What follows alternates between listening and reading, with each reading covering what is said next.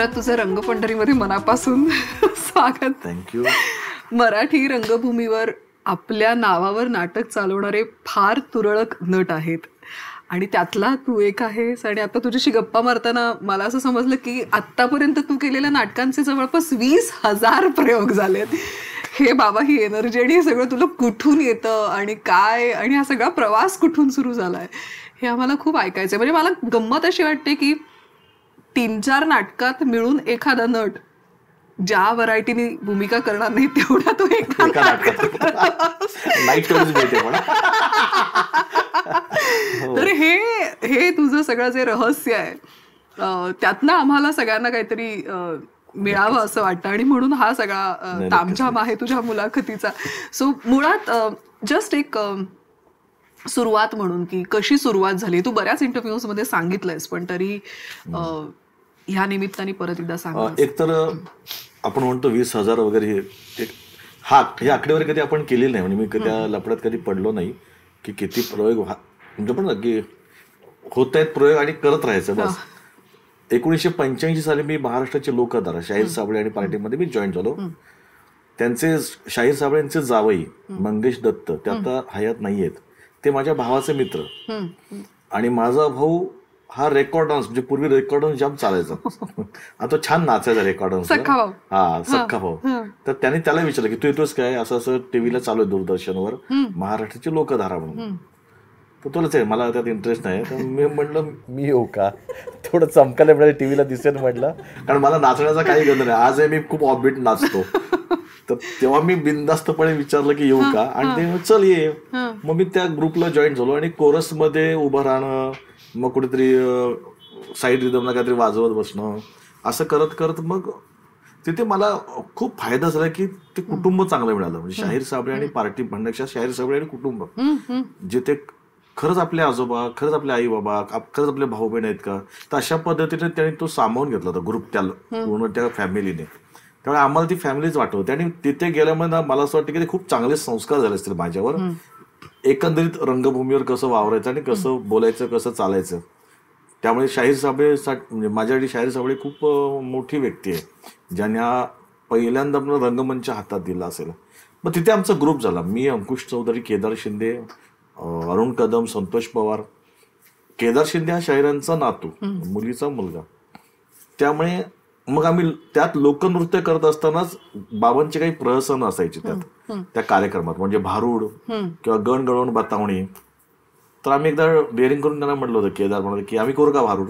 तर तिथे शाहीर स्वतः भारूड करायचे. हा, तर म्हणाले करा, पाठ आहे का तुमचं. आम्ही म्हणलो. मग ते विंगेत खुर्ची टाकून बसले होते आणि मी आणि केदारने त्या पहिल्यांदा असं भारूड पेश केलं आणि खूप टाळ्या आणि धमाल आम्हाला म्हणजे रिस्पॉन्स आला. तर त्यांनी आम्हाला शाबासकी दिली, तर आता तुम्हीच करायच्या पुढे, आता या प्रयोगाला तुम्हीच भारूड करा वगैरे. तर मला असं वाटतं ना ते कौतुकाची पहिली थाप असेल आमच्या पाठीवर, की ज्यांनी विश्वासाने स्वतःच्या रंगमंचावर स्वतः करणारे भारूड. दादला नको का बाई फेमस भारूड आहे संत एकनाथांचं, ते करायला मिळालं आम्हाला. आता आम्हाला कोण ओळखत होतं काय, पण शाहीर फक्त सांगायची आत्ताची मुलं आहेत त्यांना ते करायचं त्यांना करू द्या म्हणून, आणि अनाऊन्स करायचे आणि आम्ही ते करायचो. तर तिथे खरं तर माझ्यातला कॉन्फिडन्स आणि त्यातला विनोदाचा टायमिंग सेन्स ज्याला म्हणू आपण, तो मे बी तिथे आला असेल. आणि मग आम्ही एकांकिका स्पर्धा करायला लागलो. मी एकांकिका स्पर्धा करता करता आम्हाला कळलं की खुल्या एकांकिका स्पर्धांपेक्षा इंटर कॉलेज एकांकिकांना जास्त महत्व आहे. आंतर महाविद्यालयीन एकांकिका स्पर्धा INT उन्मेष जोरात चालायचं. मग आम्ही MD कॉलेजमध्ये ऍडमिशन घेतली, मी आणि अंकुशने, जिथे MD म्हणजे महर्षी दयानंद महाविद्यालय परळचं. पण तिथे कोण करत नव्हतं म्हणून तिथे घेऊया, कारण आपल्याला तिथे मेन रोल करायला मिळेल. नाही तर आम्हाला कोण, कारण चेतन दातार तेव्हा आम्हाला बोलवायचा की तुम्ही रुपारेलला या, पण त्या लेडी ओरिएंटेड एकांकी असायचे चेतनच्या. त्यामुळे म्हणजे या कुठे मॉबला उभा करणार वगैरे विचार. आम्ही म्हणून नको, आपण आपलं असं की आपल्यालाच रोल करायला मिळेल. मग आम्ही MD कॉलेजमध्ये ऍडमिशन घेतली. पहिल्या वर्षी आम्ही तोंडावर पडलो, काही चाललंच नाही आमचं. म्हणजे आम्हाला, कारण त्यातली ना ती आंतर महाविद्यालयीन एकांकिका स्पर्धेची काय ते गणित आहेत ती आम्हाला काही जमली नव्हती. पण दुसऱ्या वर्षी आम्ही साजरी केली आणि आम्ही तिथून हिट झालो. ती म्हणजे एकांकिका ऑल द बेस्ट, जिथे देवेंद्र पेमने बसवली आणि आम्ही त्या खूप तालमी केल्या. मुळात ती एकांकिकाच 2-2.25 तासाची बसली होती आमची. मग नंतर जे काही 5 दिवस असताना कळलं अरे खूप मोठी होती एकांकिका, एवढी लोक आहे. मग ते कमी करत करत करत त्यातला मेन ठेवत ती एकांकिका गेली. पण जेव्हा नाटक करायचं ठरलं त्या सगळ्या पार्ट तो आम्ही त्या नाटकात घेतला आणि मग नाटकानंतर मग क्रांतीच घडवली आणि आम्ही खऱ्या अर्थाने व्यावसायिक रंगभूमीवर आलो. आम्ही ना परळला त्यांची बस बघायचो मोहन वाघांची. तर आम्ही नेहमी म्हणायचो ह्या बसमध्ये साधा नोकराचा रोल चालेल पण बसायला मिळालं तर आपली चिकार आहे. मोहन चंद्रलेखीची नाटकं हिट असेल तेव्हा. नंतर त्याच बसमध्ये ऑल द बेस्ट आलं तर अख्खा महाराष्ट्र पिंजून काढला दिमागात मेन रोलमध्ये. अशी सुरुवात झाली. पण हे महाराष्ट्राची लोकधारा एकांकिका आणि नंतर पहिलं ऑल द बेस्ट व्यावसायिक रंगभूमीवर पाऊल ठेवलंस आणि तो सगळा ऑडियन्स प्रेक्षक वर्ग हा सगळा वेगळा असतो. तो कसा अनुभव होता आणि त्याचं काही चॅलेंज वाटलं का नाही वाटलं? म्हणजे मी खूप एकांकिका स्पर्धा केल्या होत्या. नंबर 2 शाहिरांचे शोज केले होते चिकार. त्यामुळे मला नाही म्हटलं तर ऑडियन्स जरा आम्ही गावागावात शाहिरांचे शो केले होते त्यामुळे अंदाज आला होता आम्हाला.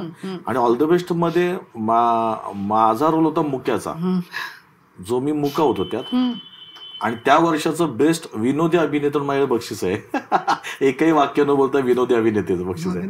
पण त्याचा मला महाराष्ट्रभर प्रयोग करताना मग खरंच तू म्हणतेस ते बरोबर आहे, हळूहळू अंदाज येत गेला. एक नाटकाचा एक वेगळा ऑडियन्स आहे नाही म्हटलं ते. आणि फक्त चंद्रलेखा या बॅनरसाठी लोक येत होते तेव्हा.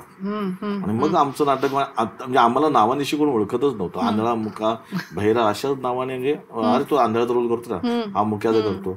1-2 ठिकाणी मला अरे अंकुश जाधव ना, तो अंकुशला बोलतो तू भरत चौधरी ना. काही संबंध नव्हता नावाचा वगैरे. पण आणि कसं आजही मी नाटकांचे प्रयोग जिथे करतो ते प्रत्येक प्रयोग हा माझ्यासाठी प्रयोग असतो. मला माहित नसतं की ऑडियन्स कधी कुठल्या क्षणाला हसेल, कधी एखादा पंच आपला वर्क होतोय की नाही. ते तेव्हा आणि आता तेच टेन्शन असतं खरं तर. तुझ्या करिअरचं टर्निंग पॉइंट असलेलं सही रे सही ते कधी कसं घडलं? सही रे सही माझं 9वं का 10वं नाटक आहे. त्याच्या आधी माझ्या आधांतर, आमच्याकडे आम्ही तू मी श्रीमंत दामोदर पंत वगैरे अशी नाटकं आली होती. सही रे सहीच्या आधीच एक नाटक होतं पैसाच पैसा म्हणून. ते तोंडावर पडलं होतं आम्ही ते नाटक, म्हणजे काही चाललंच नाही. आणि त्यात माझा आणि भरत जाधव पहिल्यांदा नाव लागलं होतं सुधीर भट सुयोग तर्फे. विचार कर सुयोग मध्ये आणि भरत जाधव. मी पण लगेच 4 स्वप्न पाहिजे ती मोठी की चला आपण प्रत्येक कलाकाराला आणीमध्ये जायचं असतं. आणि माझ्याकडे इतक्या वर्षानंतर ते आणि लागणार होतं आणि नाही चाललं नाटक. ते तोंडावरच पडलं, अक्षरशः तोंडावर पडलं. त्याच दरम्यान केदार शिंदेचं नाटक होतं विजय दीनानाथ चव्हाण. ते तेवढं नाही चाललं. केदार पण जरासा डिस्टर्ब होता. मग आम्ही दोघे एकाच बिल्डिंग मध्ये राहत होतो पवईला. मी 10व्या माळ्यावर आणि तो 8व्या माळ्यावर. आणि दोघेही नाही म्हटलं तर त्या काही सर्टन टायमापुरता थोडंसं फ्रस्ट्रेट झालं होतं की काय यार, त्याचंही टेन्शन मलाही टेन्शन. आणि मग त्याने त्या टीव्हीवर चित्रपट पाहत होता तो मेयर साहेब. आणि बघितलं आणि त्याने मला पटकन खाली बोलतो की खाली जरा. तो मेयर साहेबचा पहिला सीन आहे ना पूर्ण, तो सही रे सहीचा सेम सीन आहे आमच्याकडे. हो. आणि मी त्याने कॅरिकेचर, ते पोट, दात सगळं मी मेयर साहेब सारखंच केलंय. आणि ह्याचं काय मला लाज वाटतं ते सांगलं, कारण तिथून केदार मला बोललं की ह्याच्यावर नाटक होऊ शकतं चांगलं. तर तो एक वेळा भेटतो ना त्यांना आणि मग त्यांना ते आणतात, त्याला त्या मेयर सारखं बनवतात. मग म्हटलं अरे हा इंटरेस्टिंग होईल. पण केदारला आपण गंमत वापरायची, आपण एक ना आपण 8-10 लोकांना आणायचं. 8-10 लोक आणणार एका जरा गोळ होईल, तो जर आपण वर्कआउट करूया. त्याचा कॉन्फिडन्स का होता, कारण पूर्वी आम्ही एकांकिका स्पर्धा करताना शाहीर सभेमध्ये आम्ही होतो तेव्हा बापाचा बाप नावाचं प्रहसन आम्ही करायचो. शाहिरी सभे ग्रुपतर्फे आम्ही कॉन्ट्रॅक्ट शो वगैरे घ्यायचो. त्यात राजा मयेकर 9 ते 10 रोल करायचे आणि शाहीर स्वतः ते गाणं आणि पुढे स्टोरी नेणं. तसं मी त्यांचे 8-9-10 रोल मी करत होतो तेव्हा. आणि केदार ते कॅरी करायचं, सांभाळायचं मला पूर्ण ह्याच्यात. म्हणून केला तुला तर अनुभव आहे, आपण तोच प्रकार इकडे आणूया. तर म्हणलं हरकत नाही. आणि मग आम्ही त्याच्यावर डिस्कशन, आणि मग अंकुशला बोललो, अंकुश पण त्यात आला. मग खूप डिस्कस केला आम्ही. मग त्यातले आम्ही ते 4 रोल ठेवले कमी कमी करून. त्यातले महत्वाचे काय घेतील. नाटक ठरलं ना त्या केदारच्या डोक्यात पहिला आलं की आपले हे कॅरेक्टर इंटरेस्टिंग व्हायला हवेत. माझ्याकडे एक कॅरेक्टर ऑलरेडी मी बरेच वर्ष करत होतो, गलगले. आमच्या टाइमपास ग्रुपमध्ये काय कर गलगले म्हटलं करून दाखवतो, चला गलगले इकडे पहा तिकडे पहा निघाले असं. ते गलगले कोणी म्हणजे मी आमच्या प्राण जय पर शारना जयना तो चित्रपट केला होता महेश मांजरेकरांचा. रवीना टंडन हिरोईन होती तेव्हा. ती सतत इंग्रजीमध्ये बोलायची. त्यावेळेला मी तिच्या किंवा तिच्या आजूबाजू पण फिरायचो नाही. तर ती तुमच्या बाकीच्या मराठी कलाकारांना बोलते की हा का बोलतो, माझ्या जवळ काही येत नाही, गप्पा का मारत नाही. तर त्यांनी सांगितली त्याचा इंग्लिशचा प्रॉब्लेम आहे, तो येणार नाही. मग तिने एकदा बळजबरीने बसवलं आणि माझ्याशी गप्पा मारले तिने. तेव्हा महेशने सांगितलं जरा गलगले करून दाखवतील आणि मी गलगले करून दाखवलं होतं. तेव्हा ती खूप खुश झाली. पूर्ण ग्रुप असं मी कुठे जर नाचून दाखवत असं मी ते गलगले करून दाखवायचो. आणि मग केदार म्हणाला आपण हा गलगल इथे वापरूया करेक्ट बसेला, की ज्याच्या पोटातच काय राहत नाही तो बोलतोय वगैरे. मग एक झालं आमचं फायनल कॅरेक्टर. दुसरं ते अण्णा जेवायला तर ते आम्ही बोरिवलीला एक देऊळ होतं. देवळाची आम्ही जस्ट एका मित्राची वाट पाहत होतो मी आणि केदार. आणि तिथे सारखं एक मुलगा यायचा छोटा, फक्त टच करायचा, तेव्हा दिसतं भिकार. मी फक्त त्याची बॉडी लँग्वेज कॅच केली की सर त्याची बॉडी लँग्वेज मस्त आहे, काय ते जरा वेगळी पद्धत असं मागायची वगैरे. मग ते आम्ही कॅच केलं तिथे. तिसरं ट्रक ड्रायव्हर. तो पिक्चर जुदाई नावाचा पिक्चर होता परेश रावलचा. त्यात तो प्रश्न विचारणार प्रश्न, आम्ही ते काही प्रश्न लपडत पडत नाही. फक्त ट्रक ड्रायव्हर हा नेहमी लाऊड असतो, कारण ट्रकच्या आवाजात स्वतः काय बोलतो कळत नाही. तो खूप लाऊड बोलतो, सगळं लाऊड येतो आणि प्रश्नांमध्ये विचारतो काय कोण कुठे असं झालं. आणि चौथं जो ओरिजिनल सुखात्मे आहे, जो अंकुशने माझ्याकडनं करून घेतला. आता त्याला कारण सांगतो, कारण त्याला एक वेगळा रुबाब आहे, ऑरा आहे.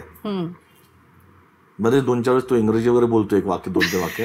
ते मी अतिशय मेहनतीने पाठीबीट करून आज येते तो स्टेजवर एंट्री करण्याची 4 वेळा ते बोलून घेतो आणि मग एंट्री करतो. तर तो अंकुशने माझ्याकडे करून घेतला. तर त्याचा एक ऑरा, तो उठणं बसणं आणि त्याच्या एक आवाजात एक खूप हे आहे, म्हणजे खूप अनुभवी माणूस होतो ना, एक जबाबदार व्यक्ती असतो. नाही म्हटलं तर शरीराने नसेल तर ते कुठेतरी आवाजात त्याचं वय जाणवायला हवं थोडंसं. तर तो आम्ही तिथे वर्क केला. मग या चौघांची बॉडी लँग्वेज आम्ही तयार केली पहिली. तर केदारने प्लॉट तयार केला होता. मग ही बॉडी लँग्वेज करताना त्याचं स्ट्रक्चर, तो कसा चालेल, कसा बोलेल, म्हणजे कसा चालेल आणि त्याचे काय हे असेल आणि बोलेल कसं, आणि बोलताना तो कुठल्या कुठल्या सुरांवर खेळेल, स्वरांवर. म्हणजे थोडक्यात सांगायचं झालं तर जो गलगले आहे तो मी आहे तो चला गलगले निघाले ओम स्वट स्वाहा ओम, तर तो तिथे गलगले आम्ही त्याला जरा आणलं. काय पाहता गलगले, तर तो सूर तो मिळतो. आपण जेव्हा भटजी एखादं बोलतो ना, किंवा चला 2 हात पाणी टाका गलगले निघा, तो गलगले तसं आणलं तो आवाजावर त्यांना. कारण शेवटी काय सेकंड हाफ आहेत, ज्यांनी तर सही पाहिल्या त्यांना सांगतो मी, सेकंड हाफ फक्त एकाच गेटअप मध्ये, म्हणजे कपडे सेम आहेत आणि फक्त बॉडी लँग्वेज आणि आवाजावर कळतो की हा तो ना तो आहे म्हणून. तर त्यासाठी आम्हाला ते डिपार्टमेंट पाडणं गरजेचं होतं. तर गलगले आम्ही तसा वर्कआउट केला आवाजात. दुसरा होता तो अण्णा जेवायला होता, अगदीच भुकेला आहे आणि हे आहे आणि एकदम लहान आहे, फक्त अंगापिंडाने वाढलाय पण तसं बुद्धीने खूप लहान आहे. म्हणून त्याचा तो जरा मुलाचा आवाज अण्णा जेवायला गलगले निघाले अण्णा जेवायला 2 वेगळे मिळाले. मग तिसरा तो लाऊड केला होता, कोण कुठे काय, जो लाऊड बोलतो प्रश्न नाही जमणार बोला ना मला असं काय, ती आवाज वेगळे झाले. आणि चौथा जो मला खूप कठीण होता, सुखात्मे सरप्राईज. हा चौथ्याला एक जबाबदार व्यक्ती आणि त्याचा कुठेतरी हे आहे, म्हणजे राग आहे, चीड आहे आणि त्याला खूप काही बोलायचं आहे. तो मग oh what a surprise, hello everybody, मला वाटलंच होतं येणार असतो गलगले इकडं जेवायला कोण कुठे, हे 4 वेगळे आवाज मिळाले. 4 आवाजांना आता बॉडी लँग्वेज आम्ही दिली होती. तो कमरेवर हात ठेवतो प्रगवाला, गलगले 1 बोटाने बोलतो, इकडे काय बोलतो तिकडे 1 बोटाने बोलतो, हा अण्णा जेव्हा जा. आणि हा जो आहे तो एकदम पूर्ण पोट आणि चालणं बिळणं आणि मान अशी तो एक दबलेला असतो अशा पद्धतीने बोलणं. हे 4 आम्ही आमच्याकडे इतके फिक्स केले की त्याला हलवायचंच नाही.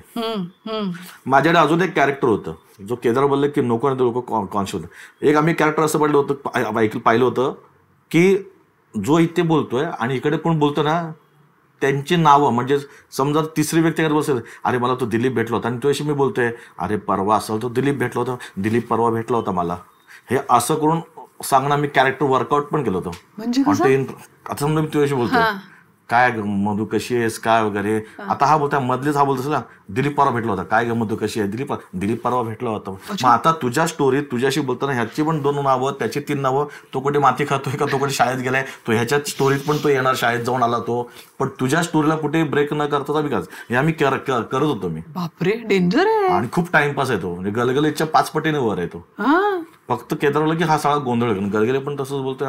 मग आम्ही ते कॅरेक्टर तसंच ठेवलंय, त्यात कुठेतरी भयानक ठिकाणी वापरू ते कॅरेक्टर शोध. आता मी का म्हणतो एवढं सगळं का विश्लेषण करतोय, जी गरज आहे सांगणं. ऍक्टरने नेहमी ना जे अवलोकन त्याचं चांगलं असावं. बघ कोण कसा बोलतोय, कसा चालतोय. आपल्या समोर असंख्य माणसं फिरत असतात, जात असतात, बोलत असतात, असंख्य मित्र येतात किंवा कोणी अनोळखी जरी असलं तर आपल्याला ते कधी ते काय काय आपलं इरिटेट सूर पण येतो ऐकायला, कारण खूपच इरिटेट करतो, याचा सूरच त्रासदायक आहे. पण ते कॅरेक्टर आपल्या कुठे बसलेलं मेंदूत की ते इरिटेशन कुठे काय असेल त्यावेळेस तो सूर यूज करू शकतो आपण. काही लोक चालतात कशी, बोलतात कशी, बसताना भयानक. म्हणजे आम्ही ऑडियन्समध्ये हसण्याचे प्रकार आम्ही शोधले होते. सैलच कोण कसा असतो, कोण कसा असतो. एक मध्ये शिंकणारे हसत होते, असे काही हसत होते. आणि त्याचा त्रास होतो स्टेजवर उभा राहताना, अरे बाबा हा पुरा नाटक हसवणार आपल्याला. लोक असे हसतात. एकाला आम्ही सहज बोलतो की हसता हसता तोल जाणारा बैल होता. असे बघितले होते माणसं. तर एक आपण कधीतरी कुठेतरी वापरायला पडतं. ऍक्टरचं काम आहे की तुम्ही अशी असंख्य माणसं, असंख्य लोक पहा, त्यातले चार काय ज्या वाटतात चांगल्या गोष्टी ते आपण करा. पण शेवटी मी पण मलाही लिमिटेशन्स आहेत. मी फार आज 4 रोल केले, मी 8 रोल करू शकतो. मी 12च्या वर जाऊ शकत नाही ना. शेवटी मला मग काय करणार, 10व्या किंवा 12व्या रोलला मला पहिल्याला आणि 4थ्याला मॅच करून 12वा नवीन क्रिएट करणार. कारण किती मी व्हेरिएट करणार आवाजाला आणि बॉडी लँग्वेजला. मग मी काय करणार, पहिल्याचा आणि 8व्याचा कुठं तर मिक्स करणार आणि त्याला 13वा किंवा 12वा उभं करणार. म्हणजे 12 करून ते स्ट्रॉंग करेन. मग ते 12 स्ट्रॉंग करण्यासाठी तुम्ही इतकी लोक पहा की जेणेकरून तुमच्या 12कडे ना 12चं पार्टिशन करेक्ट शार्प करू शकाल तुम्ही. तर सहीला मला तो खूप खूप आणि खूप फायदा झाला. आता ना मला थोड्याशा काही प्रोसेस विषयीच्या प्रश्नांकडे यायचंय. म्हणजे सही रे सही नंतर तुला खूप ऑफर्स आल्या असणार किंवा कुठेही त्याच्या आधी सुद्धा नाटक निवडताना किंवा ही व्यक्तिरेखा मला करावीशी वाटते, याचे तुझे निकष काय असतात? मी कधी सही रे सहीच्या आधी पण असा विचार केला नव्हता. मला जशी नाटकेत होती जी मिळत होती मला खूप आवडत होती. म्हणजे एकतर ऑल द बेस्ट नंतर आमच्यासारखी आम्हीच होतं जिथे पहिल्यांदा बोलणार होतो आणि तो खूप बडबड्या दाखवले. डबल रोल येतात त्यात. आमच्यासारखी आम्हीच्या नाटकात तिघांचे डबल रोल येतं, मी, अंकुश आणि संजय नार्वेकर. तर त्यातल्या एका रोलचं आम्ही कॅरेक्टर केलं होतं की तो बाईला दाखवले. मी क्या डोसा डोळा मारतो, मी क्या डोसा टांग आणि डोळा असा थांबतो वगैरे, ज्याचा मला फायदा झाला पछाडलेला मध्ये. पण तुझं कसं काय थांबतो डोळा? हा विजेचं वनच करतात ते.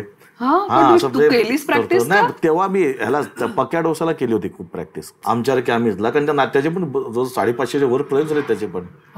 तर त्यात मी तो एक तो मुनीम दाखवलाय आणि दुसरा आहे तो पक्या डोसा जो भाई दाखवलाय.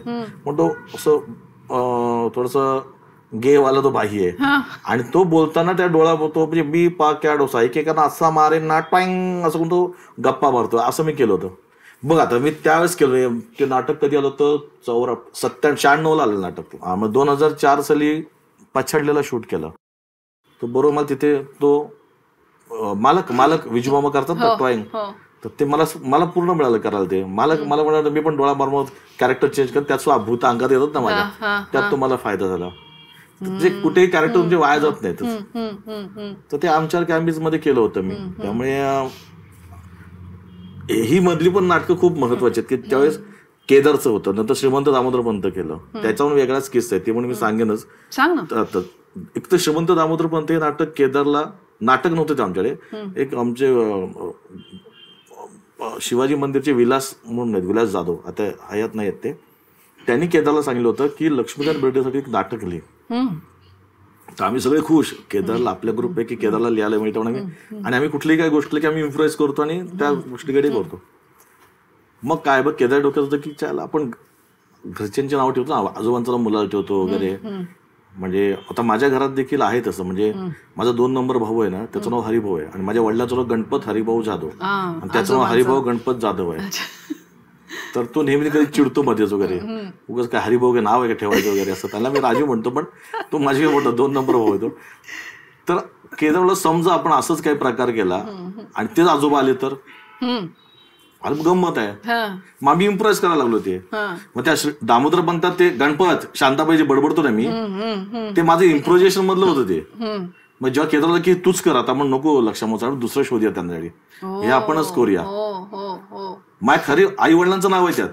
हा गणपत कानाखाली मारतो ना वडिलांना ते. एकदा वडिलांनी विचारलं केलं की आमचं नाव सापडतात तर तुला. तर ते इम्प्रेस झालेलं नाटक होतं ते. आणि मग तसं ते आम्ही ते आणलं. मग दुसरं कोणतं विजय चव्हाणांना घ्यायचं ठरलं केदार. मी वा चला बरं. मग विजय मामाने पण अजूनच 4 चांद लावले त्या नाटकाला. आणि ते नाटक म्हणजे कधी कुठली गोष्ट कधी कोणासाठी होईल माहित नाही. मग ते दामोदर पंथात एक ब्लॅकआउट नंतर लग्नाचा सीन आहे, म्हणजे बहिणीला बघायला माणसं येणार आहेत म्हणून त्याचं ओपनिंग केदारने गोड गोजिरी लाज लाजरी केलं. मला बोला आपण सीनची ओपनिंग आहे, तुला कसं नाच असं नाच, जरा ऑड नाच, आम्हाला तो ओपनिंग करायची सीनची. म्हटलं चाल. हे आम्ही ना असं टाइमपास म्हणून चला तर काय ते सीनचं ओपनिंग म्हणून केलं. ते आज इतकं हिट आहे ते मला. आज मला त्याला नाचायला होतं, ते गोड गोजिरी तुमचं नाचा. बरं ते माझं गाणं नाहीच आहे, हे गाणं इतकं जुनं आहे. आणि हे फक्त आम्ही त्या सीनची सुरुवात करावी म्हणून केदारच्या डोक्यात आलेली ती आयडिया होती.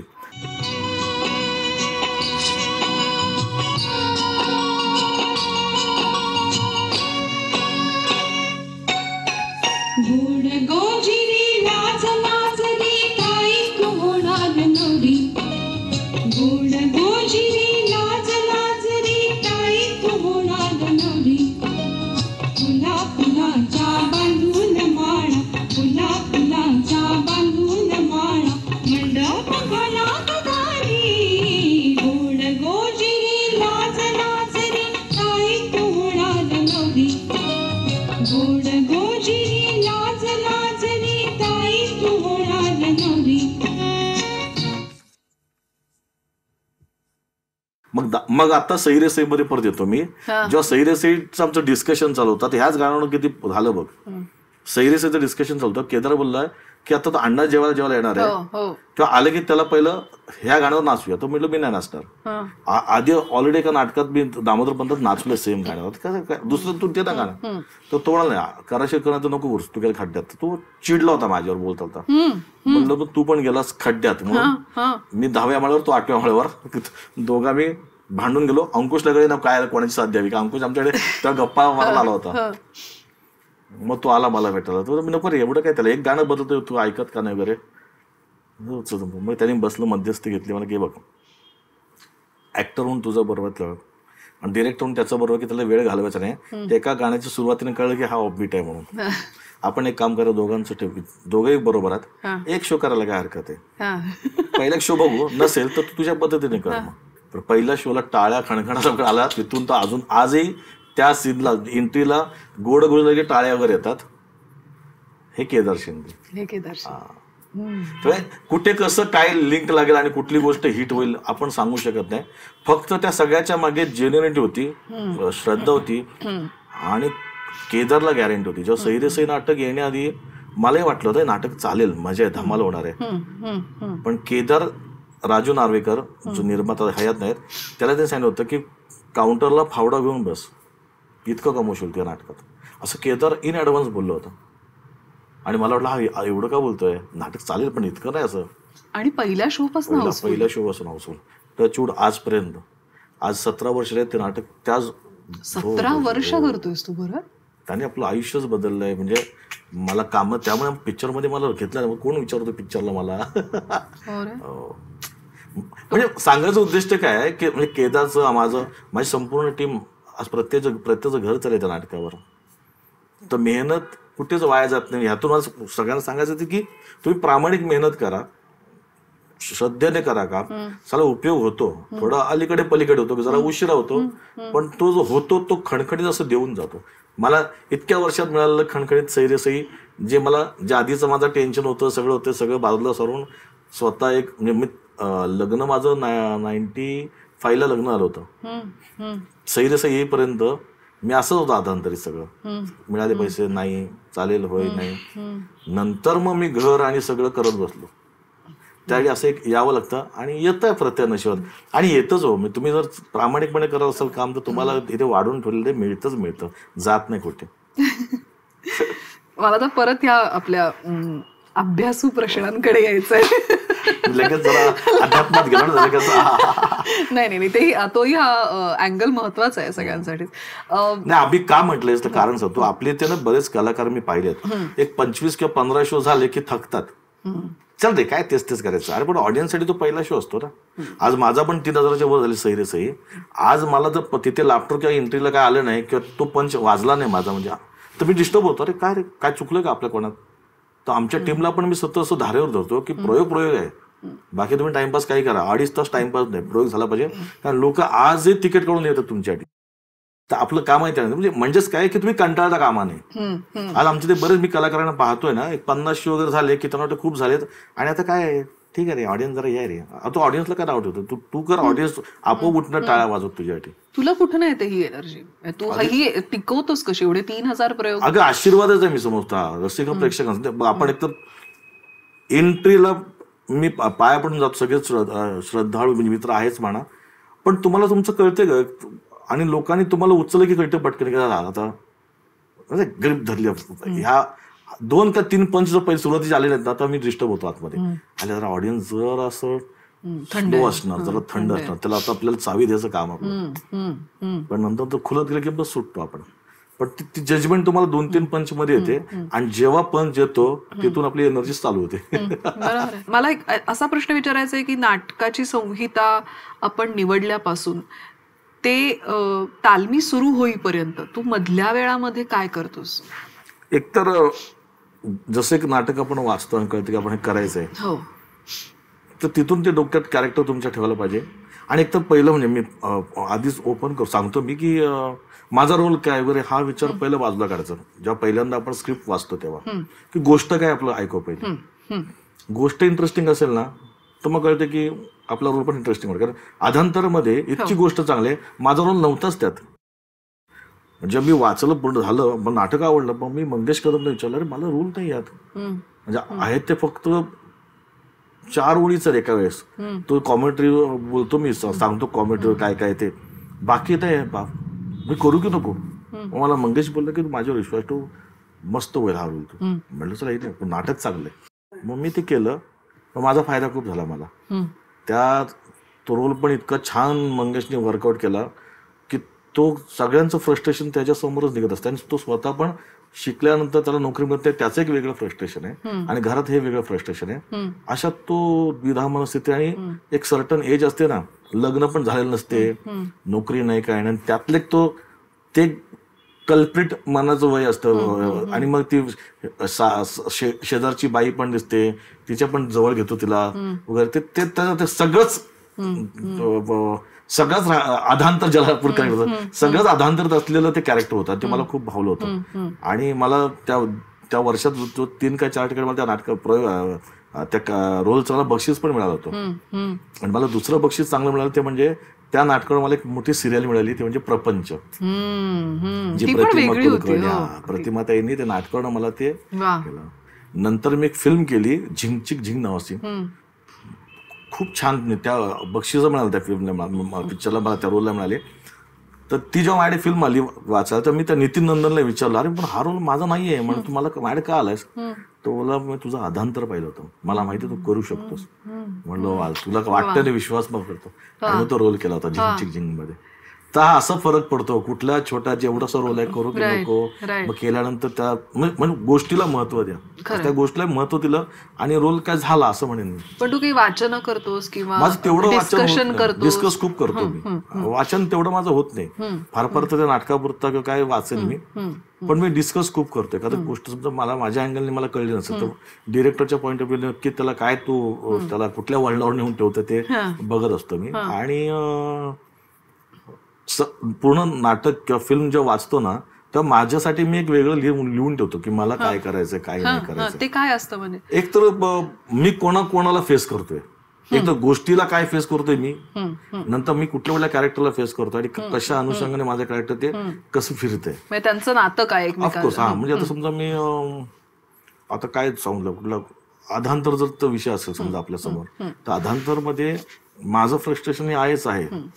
जो शिकलाय पण नोकरी मिळत नाहीये, बाहेर जात नाही कारण पैसे नाहीत खिशात, आणि ट्रान्झिस्टर घेऊन तो त्याला क्रिकेट आवडत असतो, तो घरात आहे. बाकीच्यांच्या फ्रस्ट्रेशन करते त्यात पण मी रिॲक्ट होतोय.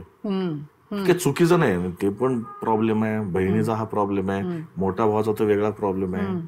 आई बिचारी काय काय करते, त्यात ते मला पाठवते, त्यात ह्याचं हा वयात आल्यामुळे शेजारची बाई पण त्याला ती असं वाटतं की तिला जवळ घ्यावं वगैरे असं ते सेक्शुअल फ्रस्ट्रेशन.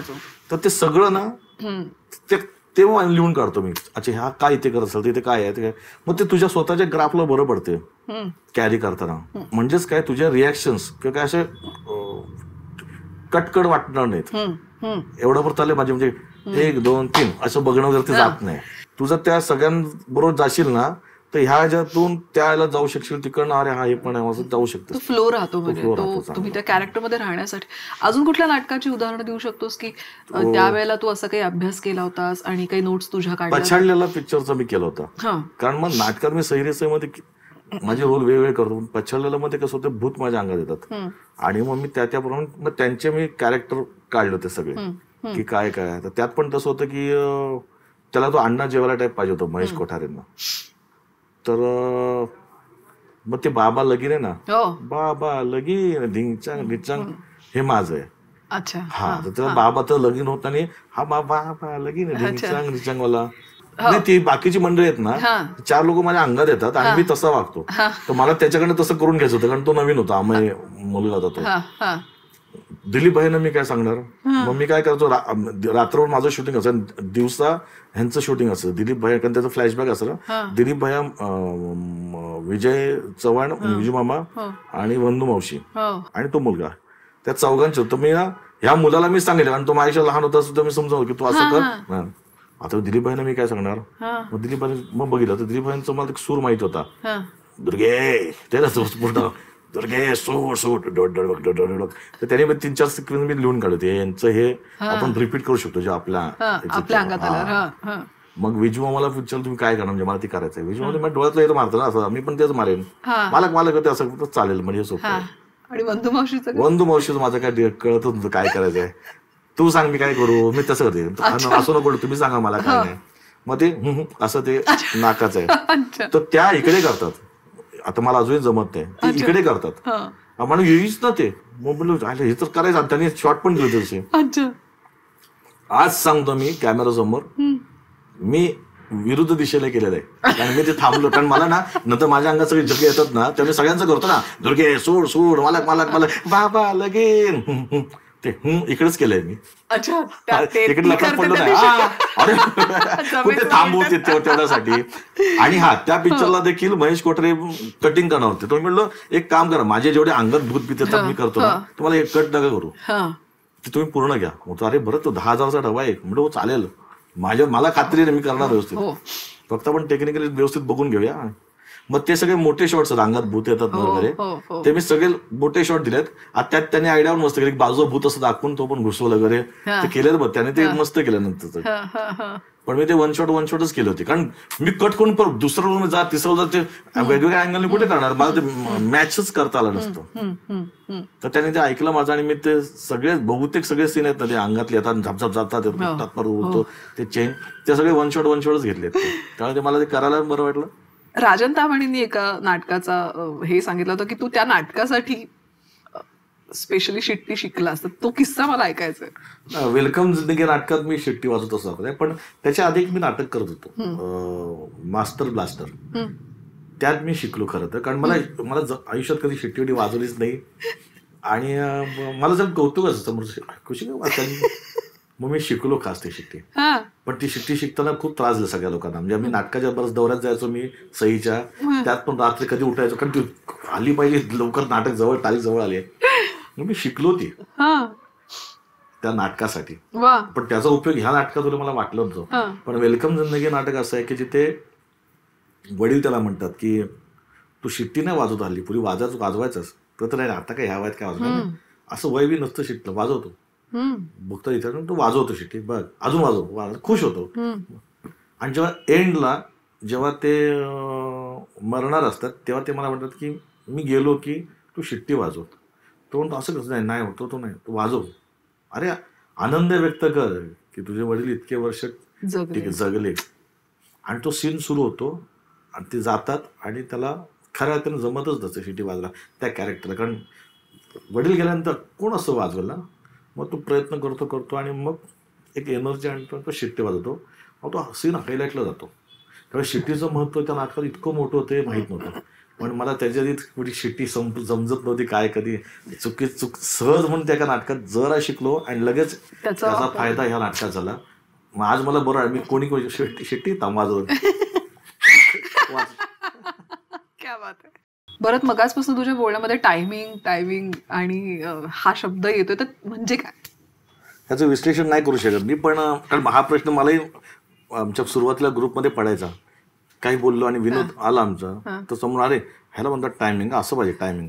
तर मला म्हणजे थोडक्यात मला असं वाटतं की आपण जे बोलतो आणि ते करेक्ट असेल त्यावेळेस आपलं कितकं हसू आलं ना, आपसूक हसू की मला असं वाटतं की ते टायमिंग असावं. कारण हा प्रकार आपल्या प्रत्येक ग्रुपमध्ये असतो, नाटकवाले पिक्चर सोडा, असे आपलं साधे मित्राचा ग्रुप असतो, कॉलेजचा ग्रुप असतो, आपण कट्ट्यावर असतो, गप्पा मारतो आणि विनोद पण करतो किंवा काही गप्पत करतो, ते आपण हसतो, खळखळ जोरात हसतो वगैरे. किंवा अरे मस्त बोलला रे, पटकन बोला, म्हणजे काय बोलला यार तू, असं येतं ना. तर मला असं वाटतं की तेच टायमिंग असेल ते, कारण त्याची एक विशिष्ट जागा आहे. कधी कधी विनोद फसू पण शकतो जर तुम्ही ती विशिष्ट जागेत जर नाही गेला ना, जरा लेट गेला, आता काय ते बोलला आणि मग टाकलं ना, तर त्याची गंमत जाते.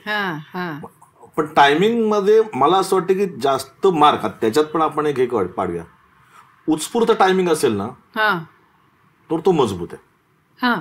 म्हणजे आपण काही बोलता बोलता पण उत्स्फूर्त टाकतो ना, ते मला असं वाटतं की ते मजबूत टायमिंग आहे. कधी कधी टायमिंगचा हाही भाग असतो की काही लोक असे बोलतात, रिॲक्ट होतात, अच्छा आणि मग बोलतात ना, तर त्यालाही टायमिंग म्हणतात. पण ते तुला ते जज करता आलं पाहिजे. तू संवादांकडे कशा पद्धतीने, जेव्हा लिखित संवाद येतात आणि ते आपल्याला सादर करायचे असतात, काही मोठे मोठे पीसेस असतात, तर अशा वेळेला तू त्याच्याकडे अप्रोच कसा करतोस, काय विचार असतो, पॉज, त्याच्यावर कुठे जोर द्यायचा, त्यातलं टायमिंग कसं शोधायचं, हे तुझी पद्धत काय? एकतर मी जर संवादावर आलीच म्हणतो, मी जास्त बोली भाषेला महत्व देतो. खूपच नाटकीय भाषा आता नाही चालत. पूर्वी होतं, लेखक पण तेवढे मजबूत होते आणि त्याला एक विशिष्ट एक चाल असायची. जे नटसम्राटचे आपण सगळे डायलॉग घ्याल तर त्याला एक हे आहे, ग्राफ आहे बोलताना वगैरे. आता पण ते काही नाटकात अशा पद्धतीने काय बोलायला गेलं तर ते नाटकी वाटेल. आता तुम्हाला खूप बोलीभाषेत बोलावं लागतं आणि लिखाण पण आता सध्या आपल्याकडे येते ते बोलीभाषेत येते. आता बोलीभाषेत देखील आपल्याला काही गोष्ट खूप महत्वाची पटवायची असेल, सांगायची असेल, म्हणजे ज्याला आपण मोठा सीन म्हणू आपण, की तो खूप मोठा सीन येतो आपल्याकडे आणि त्यात मग कुठल्या शब्दाला महत्व द्यायचं आहे की तो शब्द पोहोचला पाहिजे आणि कशासाठी आपण बोलतोय मुळात पहिलं कळलं पाहिजे. किंवा एकंदरीत म्हणजे हा जर मला एवढी सोलुकी बोलायची असेल तर माझं कधी पाठ होत नाही तसं, मी त्या मुद्द्यांना धरून धरून धरून ते पाठ करतो. म्हणजे मुद्द्यांना धरून, हा म्हणजे समजा आता 10-12 वेळेचा सीन असेल तर ते मुद्दे असतात ना, की अमक्या काही गोष्टीसाठी मला बोलायचं असेल किंवा अमकी गोष्ट आता मला समोरच्याला विचारायची असेल तर त्याला काही मुद्दे असतात. जसं आता मी तुझ्याशी एवढा गप्पा मारतोय, नॉनस्टॉप बोलतो, समजा तू मध्ये एक प्रश्न विचारतो, बाकी माझ्या उत्तरामध्ये 15 वाक्य येत असतील, तर म्हणजे माझ्याकडे मुद्दे क्लिअर आहेत त्या प्रश्नाच्या उत्तरांचे. बरोबर. मग ते माझ्या बोलीभाषेत तुझ्याशी मांडतोय जे मी तुला पटवू शकतो. हाच भाग मोस्टली असतो की आपल्याला एखाद्या गोष्ट सांगायची असेल, मग ते 3 वाक्यात सांगावी का 36 वाक्यात सांगावी. मग 36 वाक्यात सांगताना ते इरिटेट तर होणार नाही ना, मोनोटोनी होणार नाही ना. मग त्यात मुद्दे म्हणजे कुठल्या, त्या 36 वाक्यांमध्ये मला कुठल्या कुठल्या शब्दांना किंवा वाक्यांना महत्व द्यायचं आहे की जेणेकरून त्याचा प्रभाव त्या वाक्याचा, त्या शब्दाचा समोरच्या व्यक्तीवर पडू शकेल. तर असं तुम्ही शोधायचं असतं ते, आणि ते आपसूक कळतेच ते. कारण आपण कधी पण नुसतं डायलॉग पाठ करायला जात नाही, आपण तो सीन वर्क करतो, सिच्युएशन वर्क करतो. फिल्मची असेल, नाटकाची असेल, त्या सिच्युएशनला सारून ते डायलॉग आलेले असतात. मग ती सिच्युएशन जर तुला ती स्ट्रॉंगली माहित असेल, माहिती आपल्याला सिच्युएशन काय आहे आणि त्या संदर्भात बोलायचं आहे, भारभार बोलायचं आहे किंवा समजवायचं आहे का त्याचा प्रभाव मांडायचा सीनचा, तर त्याचे वाक्य त्या पद्धतीने आले असतात. तर तो पहिला सीन किंवा सिच्युएशन समजून घेतली पाहिजे आपण, मग आपसुक तुम्ही त्या वाक्याला व्यवस्थित न्याय देऊ शकता. मी जे करतो ते बोलीभाषेत बोलतो, बोलीभाषेत करतो. खूप जड वाक्य लिक्विड शब्द आहेत तर मग मला ते पटवता पण. आणि कुठलीही गोष्ट जोपर्यंत तुम्हाला इथपर्यंत पोहोचत नाहीये तर तुम्ही इथून पोहोचूच शकत नाही. मला म्हणाल की कुठलीही वाक्य जे तुम्हाला इथं म्हणजे कुठलीही गोष्ट जर मला ऍक्ट म्हणून जर मला पटली आहे, भावली आहे, तर मी लोकांसमोर ती पटवू शकतो, कन्व्हिन्सिंगली म्हणू शकतो. हा, जर मला ती वरवरच वाटतंय तर माझा चेहरा आणि माझे हातवारे आणि माझे शब्द हे वरवरचेच वाटतात. आवाजाविषयी मगाशी तू सही रे सहीच्या निमित्ताने सांगितलंस की तू कसे वेगवेगळे तुझ्याच आवाजातले वेगवेगळे आवाज वापरलेस. अजून काही तशी उदाहरणं सांगता येतील सही रे सही शिवायची? तुला आवाज सापडतो कसा? तुला तेच म्हणतो, म्हणजे तू कॅरेक्टर जर नीट वाचशील ना, त्याची हिस्ट्री माहिती पाहिजे त्या कॅरेक्टरची. कॅरेक्टर जर खंगला असेल, चिकारज किंवा हे किंवा डिस्टर्ब असेल, फ्रस्ट्रेट असेल, तर नकळत तुझा तो स्वर पण तसा राहतो. पण तो कॅरेक्टर आता बघा, आता दोन्ही नाटकं समोर ठेव. वेलकम जिंदगी मधला 75 वर्षाचा माझा म्हातारा जरूर करतो मी. सही रे सही मध्ये पण 75 वर्षाचा तो ऑरा असलेला माणूस होतो. ओ व्हॉट अ सरप्राईज. त्याचा ऑरा, त्याच्याकडे असलेली ताकद, पैशांची, जबाबदारीची म्हणलं ते कॅरेक्टर काय म्हणते त्याला म्हण, त्याची हिस्ट्री महत्वाची. हा एवढा मोठा माणूस आहे आणि त्यातही त्याची एक ठेवलेली एक बाई आहे, अशा पद्धतीचा तो आहे. आणि तो त्याला कळतं की हे लोक माझाच पैसा लुटतायत वगैरे. तर त्याच्यावरचा त्याचा वेगळा रुबाब आहे ना तो. बरोबर. तो रुबाब मला इकडच्या 75 वर्षाच्या माणसाला देऊन चालणार नाही. मात्र तो मुळातच त्याचा कॉन्ट्रास्ट आहे. म्हणजे त्याला सारखं औषधांचा आधार घ्यावा लागतोय, त्याचं कशातच नैराश्य आहे त्याच्याकडे, पिचलेला आहे. बरोबर आहे. मग त्याला धरून स्वर कुठला लागेल तर तो साधारण बोलून, आणि तो म्हणजे थोडक्यात तो किटकिटे होतो. म्हणजे जसं म्हणतो की किरकिरी असतो, तो किरकिर होतो, इरिटेटेड. तो कसा बोलतो तो, हा माझ्यामध्ये चल काय आहे, कशाला नो नाही नेण्याचं. तर त्याला धरून ते नाटकातलं कॅरेक्टर काय बोलतं त्याच्यावर जाईल मी. तर त्याच्या बरोबर काय घडते आता. त्याचे वडील म्हणतात सारखं औषध घेत असतो, याचं हे ते, असू दे आहे मी वृद्ध. तर त्यात काय झालं होतं, नाही जमन मला एखादी गोष्ट काय तो त्याचा त्रास आवाज सुरात आला पाहिजे, तो येऊ शकतो. कारण त्या वेलकम जिंदगीमध्ये नंतर तो खूप चांगला होत जातो ना, कॉन्फिडंट होत जातो, येतपर्यंत की तो शेवटी शिट्टी वगैरे वाजवतो. मग तो जो खंगलेला, तो त्रासलेला बाजूला काढून जरा जरा त्याच्यात एनर्जी आल्यानंतर तो शिट्टी कशी वाजवेल, तो ग्राफ त्या कॅरेक्टरचा आहे. तर तू कॅरेक्टर त्या वयाचं असलं तरी तू काय त्याची हिस्ट्री आहे ते ग्राफ लक्षात, त्या अनुषंगाने तुझा आवाज बऱ्यापैकी लागतो. हे बघ, खूप व्हेरिएट पण होत नाही, कारण शेवटी तुला एका गटातून काय काय करणार वगैरे. पण आपण असे आहोत की आपण कलाकार आहोत, न कलाकार नाही आहोत की मला इथे मी अमिताभचा आवाज लावेल, इकडे मिथून चालावेल, इकडे आपण तेही करत नाही. मला या सगळ्यात मग असं सांग की आता मगाशी मी म्हटलं तसं की 4 नाटकात करणार नाहीत अशी भूमिका तू एका वेळेला एका नाटकात, आणि तो तर आत्ताही करून दाखवलंस की एकाच वेळेला आता हा बोलतोय मग तो बोलतोय मग तो बोलतोय. अशा वेळेला तू आणि इतके प्रयोग करतोस, आवाजाची काळजी कशी घेतोस? किंवा कधी कधी आवाज साथ देत नाही असं होतच असणार, कारण तू काय दौरे करायचाच मधल्या काळात आम्ही पाहिलेले आहेत. तर मग अशा वेळेला तू काय? नाग, मी खूप आराम करतो. एक तर सगळ्यात महत्वाचं, मी कुठल्या पार्ट्यानं जातो, ओळखतेस मला, कुठल्या पार्टी देत नाही, माझ्या पार्ट्याला जात नाही. कुठल्या इव्हेंटला मी शक्यतो थांबत नाही. एक तर आली तर जातच नाही, आधी जायचो तर लगेच सटकायचो. कारण तिथे ही एक्स्ट्रा एनर्जी येते. तुम्ही जाता तिथे, मग काहीतरी मग पार्ट्या सुरू होतात, मग त्या गॉसिपिंग सुरू होतात, आणि गॉसिपिंग जिथे येतं तिथे हा वाईट आणि तो चांगला याच्यावर डिस्कशन असतं. आणि आपल्या बाबतीत आपण कधी कोणाचं वाईट इच्छित नाही मी. आणि मग काय होते, समोरचं बोलतो आपल्याला मान हलवलं होतं ना, मग आपण पण त्यात गुंतले जातो. तर मला असं वाटतं ते टाळलेलं बरं, पण तेच कधी आयुष्यात केलं नाही. आता आमच्याकडे कलाकार सुपाऱ्या, म्हणजे फित कापा जातात सुपाऱ्या वगैरे, तेही मी आयुष्यात कधी केलेलं नाहीये. तेव्हा राहायला वेळ मला एकतर काम आणि घरातले. मग घर आणि काम मध्ये मला जेवढा आराम करायचा असतो तो मी आरामच करतो. तर तुला तुझी एनर्जी सेव्ह करता आली पाहिजे. तुम्ही तुमची एनर्जी, तुम्हाला कळतं की आपल्या इथे दम लागतो ना, आपल्या इथे जर हे होतं ना, तर तुम्ही ती सेव्ह केली पाहिजे एनर्जी. नाटकात पण मी एनर्जी मस्त सेव्ह करतो, ऑन स्टेज, लाफ्टर मध्ये. दात मोठा आपल्याला की आपण 4 श्वास घ्यायचे का? दात असतात कळत नाही. धावलं वगैरे वाक्याला बोटला आपल्याला की फक्त अगदी जवळ कोण असायला कळतं बरं दुसरा की तिसरा शिवला.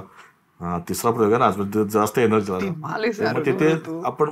पण ती चोरून करायची असते, पण त्या लॅपटॉपमध्ये ती सेव्ह करू शकतेस तू. फार इंटरेस्टिंग आहे हे.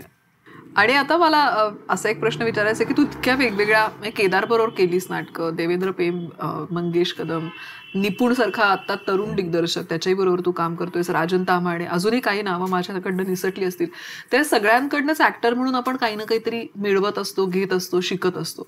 तर अशा काही पर्टिक्युलरली काही गोष्टी सांगशील, म्हणजे अगदी आत्ताच्या दिग्दर्शकापर्यंत? म्हणजे केदार आणि तुझं तर वेगळंच बॉन्डिंग आहे, पण तरी आता निपुण बरोबर मी काम केलं ना, तर ही गोष्ट मला माहिती होती मी नाटक करणार आहे वन्स मोर, की मला ती गोष्ट माहिती आहे. आणि हे नाटक मला माहिती आहे केदार चांगलं करेल. पण जेव्हा मला शिरीष जोशी बोलला की निपुणला पण ते आवडलं, आणि ओरिजिनल गुजराती नाटक होतं, निपुण तयार आहे करायला. अरे म्हणलं वा बरं झालं, निपुण करतो तर मला त्यानं अजून शिकायला मिळेल. मग मी त्याची मीटिंग घेतली. तेव्हा मी माझं मत मांडत बसलो नाही, मुळात त्याला ते नाटक कसं वाटलं ते पहिल्यांदा ऐकून घेत होतो. नाटक बसवताना पण त्याला कसं बसते कळू दे मला, नाही तर मग परत काय झालं असतं, मी अशाच पद्धतीने काम करणार नाही, हे ऐक, मग मी माझी मतं लादणार, तर ते चुकीचं आहे. समोरच्या व्यक्तीची मतं असतात ना, ते उगाच तू डिरेक्टर काय झालं असतं. आणि आताच्या तरुण पिढीला निपुण आहे, निपुण हे नाटक आमचं खूप छान बसवलंय, वेगळ्या म्हणजे गुजरातीपेक्षा वेगळ्या पद्धतीने बसवलंय. कालच जयंत पवारांनी तो रिपोर्ट लिहिला आणि त्यात त्यांनी सांगितलं की ह्याला मातीची हे दिले की आपल्या मातीचं वाटतं नाटक. तर विषयच युनिव्हर्सल आहे की प्रत्येकाला, तर गव्हर्नमेंट नवीन नियम करतात की फॅमिली प्लॅनिंग म्हणजे पॉप्युलेशन कंट्रोल पॉलिसी, प्रत्येकाला एक मूल. दुसरं झालं की डबल टॅक्सेशन, चायनामध्ये ते चायनामध्ये होतं, ते आता इंडियात समजा आलं तर काय होईल. आणि ह्याला एक मूल असेल तर कळते घरी की दुसरं होणार आहे, मग ती तुझी पळापळ सुरू होते. मग ते कसं काय करायचं काय, असं ती गंमत आहे. पण अंडर करंट प्रचंड सिरियस आहे. इतकं विनोदी अंगाने गेलंय ते पुढे की धमाल नाटक आहे. ते निपुण कसं करायचं, काय पद्धतीमध्ये फरक आहे? खूप वेगळी पद्धत आहे. थोडं काही सांगता येईल? काही निपुणचं कसं आहे, निपुण आपल्याला करून घेतो नाही, जर ते वाक्य असू नका आपण ह्या वाक्याला असं ट्रीटमेंट देऊया किंवा काय. केदार कसं आहे, इम्प्रोज करायला होतो, अरे सीन आपण वर्कआउट करूया, मग केदार वर्कआउट करत असतो, निपुण तो सीन डोक्यात बांधून आलो असतो की हे असं करूया आणि हे वर्क होईल, असं. हा दोन फरक आहेत दोघांचे. आणि निपुण पण आता ह्या पिढीतला असल्यामुळे काय काय गोष्टी, म्हणजे समजा आपल्याकडे आता काय 2-4 वाक्य आमच्या नाटकात त्या हिंदी गुजरातीत नाही आहेत, जे आम्ही मराठीत त्यांनी आणले ते निपुणच्या डोक्याने आणलेत. आणि ते आता करेक्ट चपकल करेक्ट बसतात ते, की अरे हा विचार आपण केलाच नव्हता. त्यामुळे मी असं निपुण नाही कोणी, आता राजन ताम्हाणे जसं हे नाटक बसवलं तर ते जुने दिग्दर्शक, मग त्यांनी त्यांच्या अनुषंगाने कसं बसवलं नाटक, तर त्यांना काय वाटतं मुळात ते. आणि जेव्हा हे नाटक वाचतात ना समोर, तेव्हा आपल्याला कळतं की ह्यांना ह्या नाटकातनं काय म्हणायचंय. मग पहिलं आपण समोरच्याचं ऐकून मग अगदीच वाटलं तर मग आपण आपलं भरतो, साधारण आपण हा एक टच देऊया की हे मला वाटतंय, मग ते पटलं तर ठेवतो आपण, नसेल तर हट्ट नसतो माझा. बऱ्याच दिग्दर्शकांचं एक दुःख असतं म्हणा, किंवा बऱ्याच ऍक्टरचं उलटं म्हणणं असतं की दिग्दर्शकाचा रोल हा पहिल्या प्रयोगापर्यंत, नंतर त्या ऍक्टरचं होऊन जातं. त्या बाबतीत तुझं काय मत? नाही, बरोबर आहे अगदी. काय कलाकारांमुळे तसं झालंय की दिग्दर्शक पिक्चरमध्ये दिग्दर्शक महत्वाचा का, की त्याच्या हातात कैची असते, त्याला माहिती असते आता नाटक एकदा सुरू झालं की दिग्दर्शक नसतो तिथे. पण मला असं वाटतं की लेखक आणि दिग्दर्शकाचंच नाटक हे शेवटपर्यंत असावं. हा, त्यातल्या छोटेसे चेंजेस होऊ शकतात, ज्याला आपण प्रयोग म्हणतो, पण त्या छोट्या असाव्यात. म्हणजे अत्रेंचं एक वाक्य होतं की माझ्या ताजमहलला विटा लावू नका, म्हणजे ते किती तेव्हा फ्रस्ट्रेट झालं असेल, काय झालं असेल तेव्हा त्या काळात. तसं माझं म्हणणं आहे की गोष्ट जर मस्त आहे, छान आहे, आणि त्या गोष्टीच्या प्रेमात पण आपण नाटक करतो ना, तर ते नाटक ती गोष्ट पोचवणं आपलं काम आहे. तर मला असं वाटतं की माझं मत ऍक्च्युअली, तर आजही मी निपुणला म्हटलं की तू ये प्रयोग येतो बघून जा, कसं वाटतंय बघ, बराच गॅप नाही, हे आम्ही दिग्दर्शकाला सांगू शकतो की ये प्रयोगाला. काही आपल्या ऍक्टरच्या नाही तो बरोबर, आता आपण एवढं बदललंय, ते बदलायचं कधीच नाही. मग सही तू मुद्दाम त्याचं उदाहरण करायचं, प्रयोग संख्या जास्त आहे म्हणून उदाहरण देतो की आजही लोक म्हणतात की अरे मी 10 वर्षांनी पाहिलं, पण तीच एनर्जी तसंच आहे नाटक, यार आम्ही धमाल केली. मग इथे ऍक्टर नाही, ते लेखक आणि दिग्दर्शक जिंकतो. बरोबर. आणि अहो, त्यांनी केलंय म्हणून तर मी त्याच्यावर उड्या मारू शकतो ना. म्हणजे आज कुठलं नवीन नाटक बसवलं असेल, एखाद्या लेखकाने विचार केला असेल, दिग्दर्शकांनी त्याहून वर जाऊन त्यांनी मस्त बसवलंय आणि जे लोकांना आवडलंय ह्याची पावती पहिल्या दुसऱ्या शोला मिळालीच आहे. मग तुला 20 किंवा 50 किंवा 500 शोला बदलायची गरज काय आहे? एखाद दुसरी वाक्य इकडे होऊ शकतं डायलॉग, त्याबद्दल नाही, एखादं ऍडिशन येऊ शकतो. काही सापडत जातं का हो प्रयोगानुसार? खूप सापडतं. आपण डिस्कस करायचं. मी केदारला आजही सांगतो, एखादं विनोद सुचलं की आता तरी जर टाक बोलतो, हा हरकत आहे, ती जागा आहे. आणि माझी एक सवय आहे जी मला विजय चव्हाणने लावलंय. जर नाटक, आता माझं नाटक 2 तास 20 मिनिटं आहे, सही रे सही. पूर्वी पण 2 तास 20 मिनिटं होतं, आता पण 2 तास 20 मिनिटं आहे. पण मी ऍडिशन्स घेतो. मग मी काय करतो, जे काही पंचेस येत नाहीत ना आता, ते वजा करतो आणि तिथे हे पेरतो. काय येत नाहीत कधी कधी असं होऊ शकतं की आता जुनं झालं, पण आता नाही येऊ शकत. मग ते एखादं नवीन बसलं असेल, आता मी जीएसटी वर टाकतो. आता दात काढतो, जीएसटी लागली मला असं बोलतो, टाळ्या येतात वगैरे, तर तेवढा पुरतो. आता कारण मधल्या 2 वर्षात जीएसटी लोक पिकले, टाळ्या येतात वगैरे.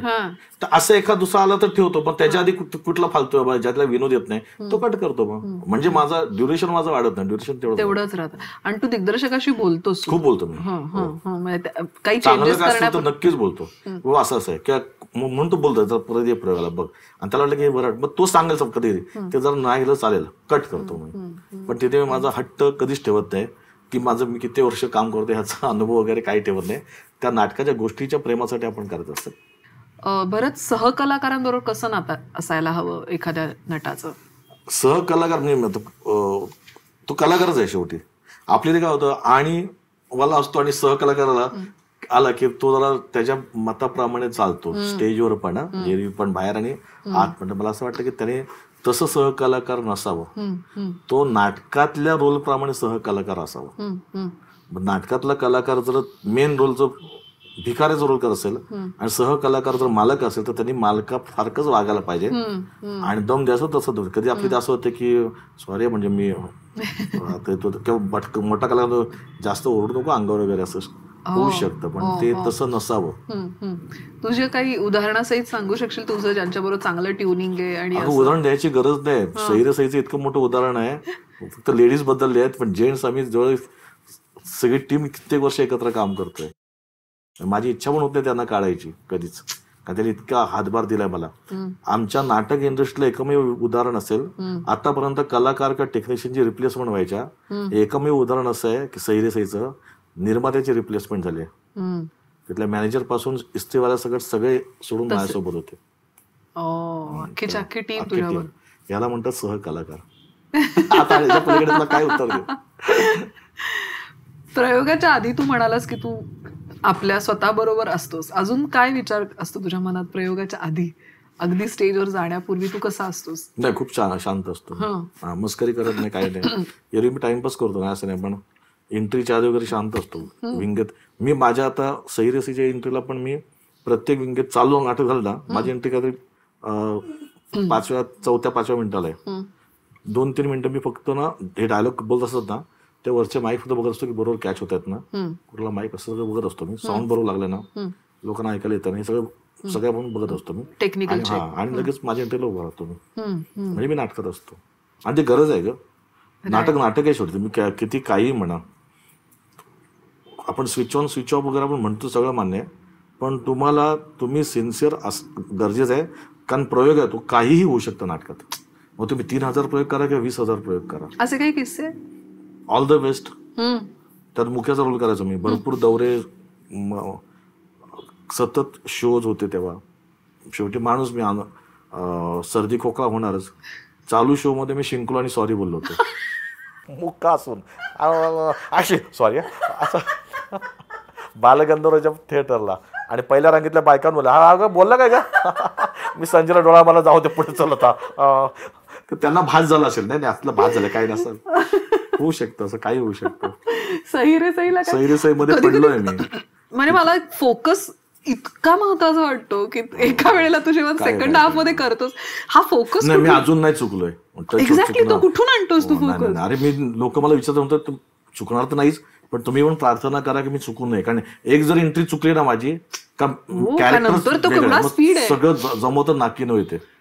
त्यामुळे ते तालमी मजबूत केलेत. आणि आजही मी मागे माझ्यासोबत अजून 1-2 मुलं तो प्रशांत वगैरे असतो, तो कधी सुद्धा कोण विंगेत वगैरे आला ना सहज माझ्या नजरेत येतं, तर तो मला दाखवला असतो इथे म्हणून. शक्यतो मी कोणाला विंगेत उभं करतच नाही, पण समजा तो फोकस कसा मेंटेन पाहिजेच, नाही तर मग संपलं. बोललो ना, जर सैरीसेमध्ये समजा मी गलगलीची एंट्री आहे आणि चुकून अण्णा जेव्हाची एंट्री केली हो तर बाकीचे कॅरेक्टर फसतील ना, ते कारण त्यांचे असं कधीच झालेलं नाही, अजून नाही आणि होणार आणि होणारच नाही आता पण आणि होऊ नये म्हणून लोकांना सांगतो की तुम्ही प्रार्थना करा की असं होऊ नये म्हणून. नाटक फसेल, ते थांबेल. असं झालं नाही, होत नाही, व्हायलाच नाही पाहिजे हे सगळं तू म्हणतोयस, पण कसं होत आहे त्यासाठीच फोकस पाहिजे ना. तेच कुठून मिळवतोस? अगं नाही म्हणजे त्याबाबतीत मगाशी म्हटल्याप्रमाणे तुम्ही सिन्सिअर पाहिजे, सिरियस पाहिजेच त्या गोष्टी नाटकाची. म्हणून म्हणलो की तुम्ही आलात ना की विंगे तुम्ही नाटकातच पाहिजे. तुम्ही नाटकाच्या बाहेर गेलात की चुका होणारच. लाईटली घेऊच नाही, मग ते नाटक पडेल असो किंवा चालणार असो. आता मी तुम्हाला चालणाऱ्या नाटकांची उदाहरणं देतोय ना, म्हणून लोकांना ऐकायला बरं वाटते. काही नाटकं पडलेली पण असतात, माझी काही नाटकं पडली म्हणून त्या नाटकावर मी अन्याय नाही कधी केलाय आणि करणार पण. आपलं काम चोख करायचं, त्याचं नाही चालत तर काय, आवडलं तर लोक डोक्यात घेतात, नाही आवडलं तर लोकांना बडबडायचं नाही. कारण नाटक ते आपल्याला आवडलं ना आपण घेतलं ना. म्हणजे कधी कधी कार्ड चालतं, कधी नाही चालत. म्हणून कार्ड चालत म्हणून कार्ड फाडणं किंवा स्वतःला दोष देणं चुकीचं आहे, त्या नाटकाला कमी लेखणं चुकीचं आहे. त्यामुळे तुम्ही नाटकासाठी तुम्ही खूप म्हणजे फार प्रामाणिकपणे बोलतो की लोक काय काय बिनधास्त आता काय नाही काय शूटिंग सध्या एक नाटक करीन म्हणतो. अरे म्हणतोय काय, ते सोपं नाहीच आहे. मग त्यांचं काउंटर कळतं बुकिंगचं किती कठीण आहे ते. त्यामुळे तुम्हाला सतर्क असायलाच हवं. एखाद्याला चांगलं ऍक्टर व्हायचं असेल, तुझ्यासारखं चतुरस्त्र व्हर्सटाईल, तर त्याच्यामध्ये काय गुण असायला हवेत आणि अजून त्यांनी काय गोष्टी डेव्हलप करायला हव्यात स्वतःमधल्या? सोपं सांगतो. नाटकं कुठली चूज करतो आणि काय चालेल हे आज मी इथे बसून सांगू शकत नाही, पण तुमची श्रद्धा असायला हवी. नंबर 1 श्रद्धा, कामाबाबतीतली त्या, आणि प्रामाणिकपणा आणि मेहनत करायची तयारी, बस झाली. बाकी काय लागत नाही. हा, कारण तिथं सचोटी लागते का तिथे. नाही चाललं पण मी आता रात्री दारू पीत बसलो वगैरे असं नाही चालत ना, त्याने तू तुझाच घात करतोस. तू सचोटी, श्रद्धा मुळात, आणि मेहनत आणि प्रामाणिकपणा तर पाहिजेच. तो तुमचा प्रामाणिकपणा तुमच्या अभिनयात पण दिसतो मग आपोआप. आणि मला असं वाटतं की तिथेच आपण जिंकलेलो असतो. मग ती प्रयोग संख्या फार पुढे येते. आणि मला असं विचारायचं होतं की तुला वेगवेगळ्या पद्धतीने यश तुझ्यापर्यंत आलंय आतापर्यंत. तुला पारितोषिकं अनेक मिळाली आहेत, तुला प्रेक्षकांचं तर प्रचंड प्रेम मिळालंय, वेगवेगळ्या भूमिकांमधून समाधान करण्याचं, आपल्यामधल्या कला सगळ्या दाखवण्याचं समाधान मिळालंय. तुला सगळ्यात काय भावतं जास्त? मला जे आत येऊन लोक भेटतात ना आणि बोलतात की बाबा मी साधे होतो खूप असे बोलतात, त्यात मला ते भावतं चांगलं.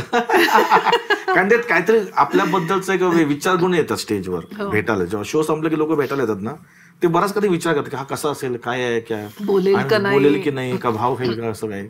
येतात, फोटो काढतात, गप्पा मारतात, जातात. तेव्हा निघताना तर खूप साधे आहेत तुम्ही बरे. तर मला असं वाटतं की ती मोठी पावती आहे. हा, बाकी काय, शेवटी बघ सगळेच कमवतात. प्रत्येक प्रोफेशन मध्ये प्रत्येक लोक प्रामाणिकपणे कमवतातच, पण अशी पावती फक्त आपल्यालाच मिळू शकते. या 35 वर्षांच्या ह्या सगळ्या प्रवासाने काय मिळालं? चित्रपट पण आहे, त्याच्यात मालिका आहे, खूप मित्र भेटले, खूप कसं सांगू, माणूस म्हणून काय मिळालं तुला? एक मी हवेत राहत नाही ना, म्हणजे लोकांना हवेत डाऊन टू अर्थ आहे, त्याचं चांगलं विश्लेषण करतो मी. आपण जो चेंडू वर फेकतो ना, तो खाली येतोच. येताना असंख्य हात तुला पाहिजेत त्याला अलगद झेलायला, तोंडावर आपटायला नको. बस ते मी जमवलं. मधल्या 4-5 वर्षात पिक्चर केले नाहीत, नाटक करतोय, लोकांना नाटकांना दाद दिले, पिक्चर केले नाहीत, पण त्यात माझी आर्थिक स्थिती खालीवर झालीच ना. त्यात मला असंख्य माझे मित्र, माझा परिवार आणि माझे भरपूर लोक आहेत की ज्यांना अजूनही बुकिंगवर जातात, तिकीट काढतात, नाटक चाललं पाहिजे, धावले पाहिजेत. बस ते असंख्य हात मी मिळवलेत या मधल्या काळात, आणि ते गरजेचं आहे ग. तेव्हा जर मी हवेत राहिलो असतो ना, लोकांना किंवा सगळ्यांना असं अगदी निग्लेक्ट केलं असतं ना, तर आज कोण आलं नसतं. त्यामुळे ते मला माहिती होतं. आणि शेवटी माणूस आहे, कलाकार आहे, ग्राफ असतोच प्रत्येकाला खालीवर. आणि हा ग्राफ हा मी स्वतः ओढवून घेतलेला ग्राफ. म्हणजे मला नाहीच करायचे पिक्चर 4 वर्ष. मी चाललेला धंदा थांबवलेला माणूस आहे की नको आला, मला इरिटेशन होतं, तेच काम कंटाळलोय मी. मग थांबलं, स्वतः ब्रेक घेतला. मग ब्रेक घेतल्यानंतर हा झाला माझा विचार. पण व्यवहारात खालीवर होतोच ना आपण. बरोबर. त्या व्यवहारात मला साथ दिली असेल ते माझ्या असंख्य हाताने मिळवलं ते. थँक्यू you very भरत, मनापासून थँक्यू. तो अत्यंत मनमोकळेपणाने भरभरून आणि प्रेमाने बोललास त्याबद्दल थँक्यू. आणि मला खात्री आहे की आपले हे सगळे जण पाहणारे जे आहेत त्यांना याच्यातनं नक्की मिळेल. आणि तुझी एनर्जी जशी आपण म्हणतो तशी की तू आलास की ती पसरते तशी ती त्यांच्यापर्यंत पण पसरेल अशी खात्री आहे मला. थँक्यू. थँक्यू.